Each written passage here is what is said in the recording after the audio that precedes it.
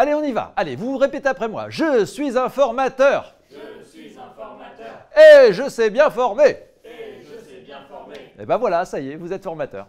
Ah, former, ça ne s'improvise pas. Et pourtant, dans cette société qui a connu ces dernières années de multiples révolutions, on ne peut plus se contenter des connaissances acquises sur les bancs de l'école. On doit se former continuellement avec des formateurs qui, contrairement ici, ont appris à transmettre leur savoir avec pédagogie. Qu'il soit occasionnel ou permanent, ce métier est passionnant dès lors qu'on en connaît les clés, qu'on a constitué sa boîte à outils, sans oublier bien sûr de placer l'apprenant au cœur du dispositif.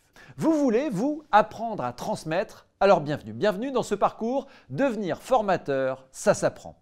Vos guides, ce sont deux spécialistes de la transmission du savoir.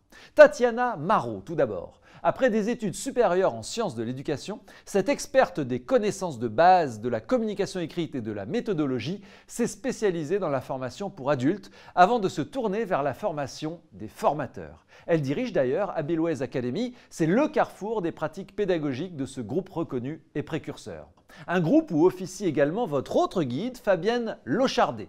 Cette ancienne juriste devenue experte en innovation, pédagogie et formation pour adultes a notamment en charge le développement de la formation digitale que vous êtes peut-être en train de découvrir grâce à ce parcours. Un parcours composé de vidéos de Tatiana Marot et Fabienne Lochardet donc, mais aussi d'interviews d'autres experts et vous découvrirez des jeux pour développer vos connaissances, de la lecture pour les approfondir et également un quiz pour les valider.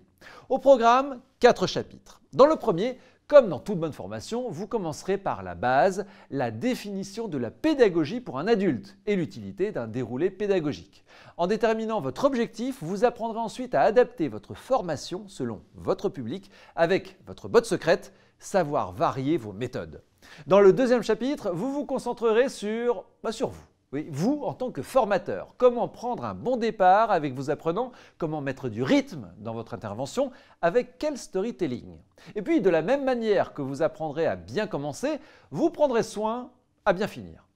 Dans le troisième chapitre, vous qui êtes un artisan de la formation, eh bien vous allez vous constituer ce que tout bon artisan a avec lui, une boîte à outils. Pour cela, nous ferons le tour du magasin, du rayon PowerPoint à celui de la classe virtuelle, en passant par la vidéo pédagogique. Vous apprendrez également à rendre votre formation plus ludique et à bien tirer parti du digital. Enfin, dans le quatrième et dernier volet de ce parcours, nous parlerons avenir. À quoi ressemblera la formation et le formateur demain? Comment s'y préparer quand on veut en être un acteur?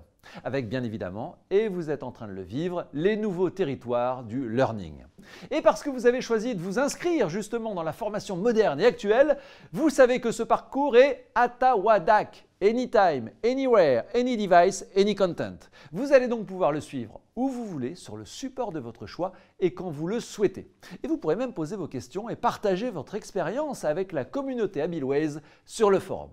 Vous le savez forcément, mais je préfère vous le rappeler, allez bien jusqu'au bout de ce parcours. Et oui, c'est la condition pour obtenir la recommandation LinkedIn et votre attestation de réussite. Devenir formateur, ça s'apprend quand? Eh bien maintenant.